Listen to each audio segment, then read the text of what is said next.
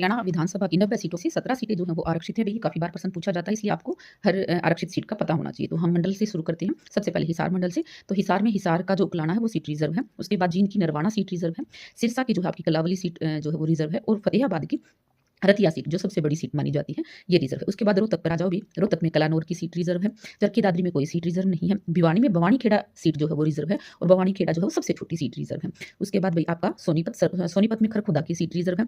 झज्जर में खुद झज्जर की सीट रिज़र्व है। उसके बाद गुरुग्राम गुरुग्राम में पटौदी सीट रिज़र्व है, और रेवाड़ी में बावल सीट रिज़र्व है। महेंद्रगढ़ में कोई भी सीट रिज़र्व नहीं है। उसके बाद फरीदाबाद डिवीज़न पर आ जाओ। फरीदाबाद में कोई सीट रिज़र्व नहीं है। नूंह में भी कोई सीट रिज़र्व नहीं है। उसके लेकिन जो आपका पलवल है, पलवल में होडल की जो सीट है वो रिज़र्व है। फिर ऊपर अम्बाड़ा में आ जाओ भी। अम्बाड़ा की मुलाना सीट जो है वो रिज़र्व है। पंचकुला में कोई सीट रिज़र्व नहीं है। यमुनानगर में आपकी सढौरा की सीट रिज़र्व है, और कुरुक्षेत्र में आपकी शाहाबाद वाली जो सीट है वो रिज़र्व है। उसके बाद कैथल जो करनाल है, करनाल की आपकी नीलोखेड़ी की जो सीट है वो रिज़र्व है, और पानीपत में इसराना की सीट रिज़र्व है, और कैथल में जो है वो गुलाचिका की सीट रिज़र्व है। इस प्रकार से टोटल 17 सीटें हैं जो रिज़र्व हैं, और आपको पता होना चाहिए रतिया वाली है वो सबसे बड़ी है, और भवानीखेड़ा वाली है वो सबसे छोटी है, क्योंकि बहुत बार पूछा गया प्रश्न है भई ये।